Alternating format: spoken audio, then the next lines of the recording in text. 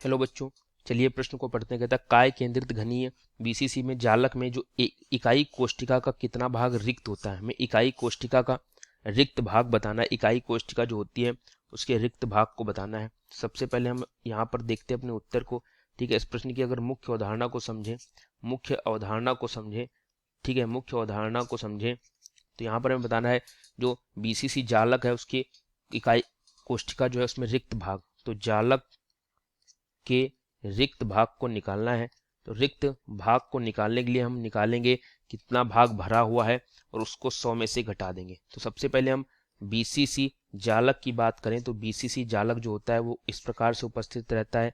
BCC जालक की बात करें तो इस प्रकार से अगर उपस्थित है बीसीसी जालक, ठीक है, तो यहाँ पर क्या होता है, यहाँ पर इसके कोनों पर परमाणु उपस्थित रहते हैं, कोनों पर परमाणु उपस्थित रहते हैं। तथा बीसीसी में क्या होता है, फलक यहाँ पर एक केंद्र पर रहता है। बीसीसी का मतलब होता है कि काय केंद्रित घनीय एकक कोष्ठिका। तो काय मतलब काय के मध्य में भी एक परमाणु रहता है। यहाँ पर अगर कुल परमाणु निकालें किसमें, बीसीसी में कुल परमाणु तो कितने आएंगे, 8 कोनों पर है जिनका 1/8 भाग होता है, प्लस एक काय के केंद्र पर है, तो कुल यहाँ 2 परमाणु आएंगे, कुल 2 परमाणु आएंगे। ठीक है, तो यहाँ पर देखें भरा हुआ भाग, ठीक है, जो हमारा एकक कोष्ठिका इकाई कोष्ठिका उसका रिक्त भाग पूछना है। तो सबसे पहले जो यहाँ पर भरा भाग है, यहाँ पर जो भरा हुआ भाग है वो कैसे निकालेंगे। तो भरा हुआ भाग निकालेंगे, यहाँ पर भरा हुआ भाग निकालेंगे कि एक परमाणु का जो जगह है, तो एक परमाणु का आयतन गुणे संख्या, किसकी संख्या, परमाणु की संख्या, गुणे परमाणु की संख्या, और बटे में क्या आएगा, बटे में आएगा घन का आयतन, बटे में पूरे घन का आयतन। ठीक है, पूरे घन का आयतन। तो अगर घन के कोर की लंबाई a है तो इसका जो आयतन होता है घन का वो आयतन होता है a�3। ठीक है, a�3, क्योंकि तीनों भाग जो घन के हैं वो बराबर होते हैं। ठीक है, एक परमाणु का आयतन, परमाणु कैसा होता है, गोल, तो जो परमाणु का आयतन होगा, परमाणु का आयतन, ठीक है, होगा वो कितना होगा 4/3 πr⁴, क्योंकि परमाणु कैसा है, गोल है, और परमाणु की अगर त्रिज्या को हम r मान लें, ठीक है, तो उसका आयतन 4/3। कुल परमाणु 2 हैं तो 4/3 πr⁴ गुणे 2, बटे में घन का आयतन कितना है, a�3। ठीक है, ये भरा हुआ भाग आएगा। अब निकालेंगे कैसे, तो हमें a और r में संबंध है, तो a और r में संबंध जो होता है वो हम इससे निकालते हैं। तो यहाँ पर क्या है कि तीनों परमाणु आपस में छू रहे होते हैं, तो इनमें जो संबंध होता है यहाँ पर r r r और r, ये टोटल कितनी 4r है।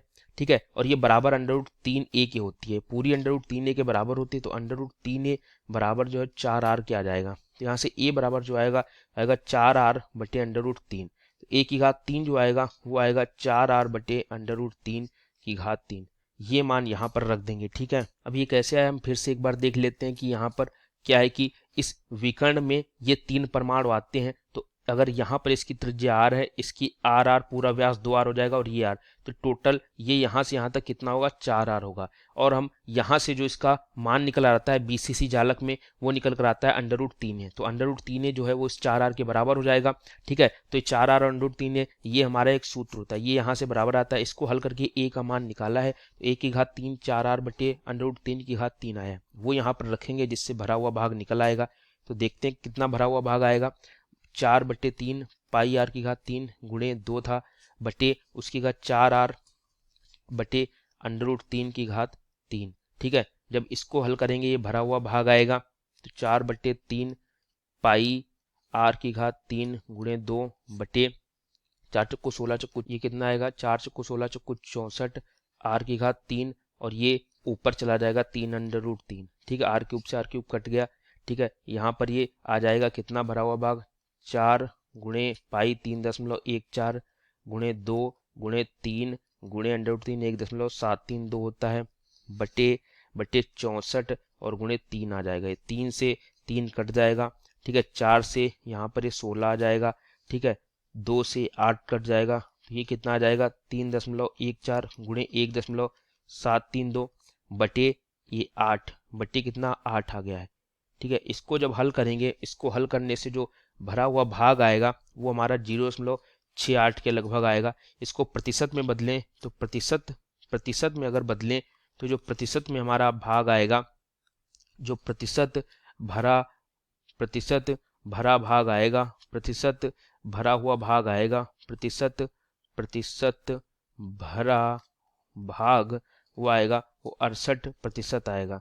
तो रिक्त स्थान कितना होगा, 100 माइनस 68%, ठीक है, जो कि बराबर लगभग 32% के आएगा। तो रिक्त स्थान हमसे पूछा गया था, तो वो उम्मीद करता हूं बच्चों हमें आपको समझ आया होगा, जो कि 32%। यदि अपने विकल्प में देखें तो यहाँ पर जो रिक्त भाग के लिए दिया गया हमारा प्रतिशत 32 है, वो विकल्प 1 में दिया गया है। इसलिए बच्चों इस प्रश्न का जो सही उत्तर है वो 32% होगा। तो उम्मीद करता हूँ आपको ये उत्तर अच्छे से समझ आया होगा। धन्यवाद।